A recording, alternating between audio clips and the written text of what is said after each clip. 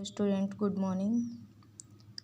आज हम लोग लेसन 2 तीर्थ यात्रा का अध्ययन करेंगे। प्रस्तुत पाठ वरिष्ठ कथाकार श्री सुदर्शन जी की श्रेष्ठ रचना है। इस कहानी के माध्यम से उन्होंने यह संदेश दिया है कि जो सुख त्याग में है वह ग्रहण में नहीं। निस्वार्थ भाव से की गई किसी की सहायता तीर्थ यात्रा के समान है। ईश्वर सभी से ऐसी ही तीर्थ यात्रा की इच्छा रखते हैं। ईश्वर अच्छे बुरे कर्मों का फल अवश्य देते हैं।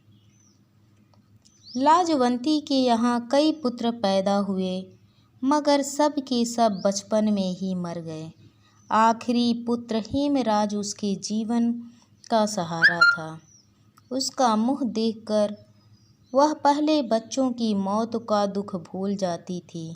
यद्यपि हेमराज का रंग रूप साधारण बालकों सा ही था, मगर लाजवंती की आँखों में वैसा बालक सारे संसार में न था। माँ की ममता ने उसकी आँखों को धोखे में डाल दिया था। लाजवंती को उसकी इतनी चिंता थी कि दिन रात उसे छाती से लगाए फिरती थी, मानो वह कोई दीपक हो जिसे बुझाने के लिए हवा की तेज झोंके बार बार आक्रमण कर रहे हों। वह उसे छिपा छिपा कर रखती थी, कहीं उसे किसी की नज़र न लग जाए। गांव के लड़के प्रायः खेतों में खेलते फिरते थे, मगर लाजवंती हेमराज को घर से बाहर न निकलने देती थी, और अगर कभी वह निकल भी जाता तो वह घबराकर उसे ढूंढने लग जाती थी।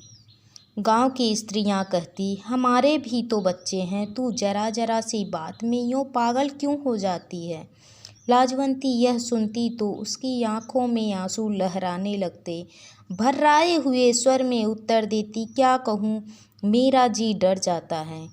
मगर इतना सावधान रहने पर भी हेमराज बुरी नज़र से न बच सका। प्रातः काल था, लाजवंती दूध दूह रही थी। इतने में हेमराज जागा और जागते ही मुंह फुलाकर बोला, माँ।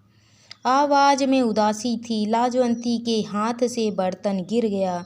दौड़ती हुई हेमराज के पास पहुंची और प्यार से उसके सिर पर हाथ फेर कर बोली, क्यों हेम, क्या है बेटा, इतना घबराया हुआ क्यों है, तू इस तरह क्यों बोलता है तू।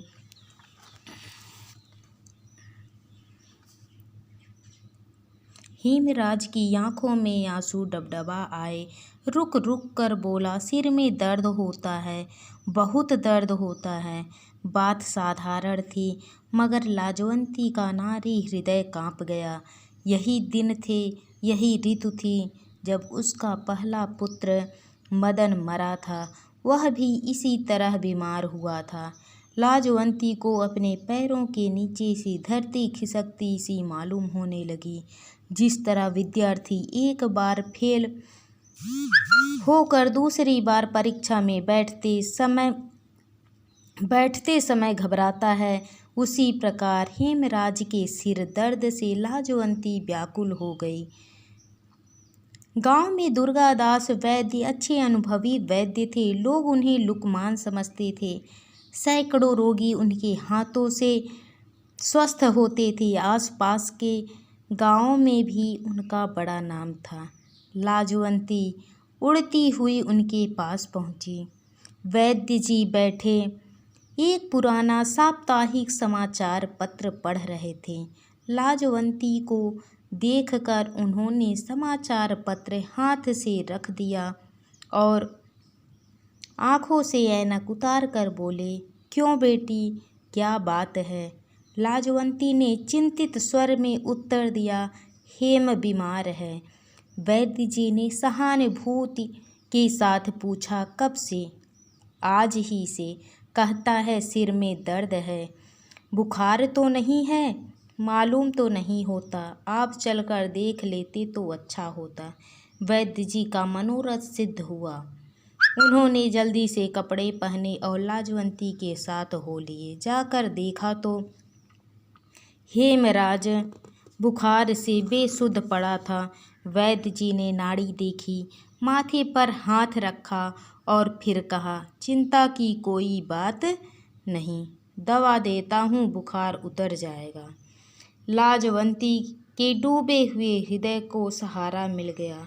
उसने दुपट्टे के आंचल से अठन्नी निकाली और वैद्य जी को भेंट कर दी। वैद्य जी ने मुंह से नहीं नहीं कहा, मगर हाथों ने मुंह का साथ न दिया। उन्होंने पैसे ले लिए। कई दिन बीत गए, हेमराज का बुखार नहीं उतरा। वैद्य जी ने कई दवाइयाँ बदली, परंतु किसी ने अपना असर न दिखाया। लाजवंती की चिंता बढ़ने लगी। वह रात रात भर उसके सिरहाने बैठी रहती थी। लोग आते और धीरज दे देकर चले जाते थे, परंतु लाजवंती का मन उनकी बातों की ओर न दौड़ता था। वह डरी डरी रहती और अपने मन की पूरी शक्ति से हेम की सेवा में लगी रहती थी। एक दिन उसने वैद्य जी से पूछा, हकीम जी, आखिर क्या बात है जो यह बुखार उतरने का नाम नहीं लेता?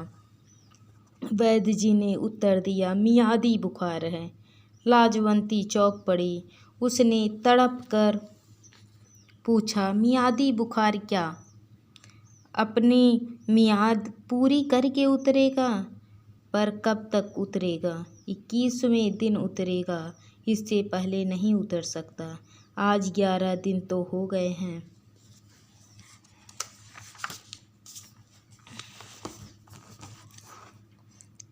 बस 10 दिन और हैं। किसी तरह ये दिन निकाल दो, भगवान भला करेगा। लाजवंती का माथा ठनका। हिचकिचाते हुए बोली, कोई अंदेशा तो नहीं? सच सच बता दीजिए। वैद्य जी थोड़ी देर चुप रहे। इस समय वे सोच रहे थे कि उसे सच सच बताए या न बताए। आखिर बोले, देखो, बुखार सख्त है, हानिकारक भी हो सकता है। मेरी राय में तो हेम के पिता को बुलवा लो तुम।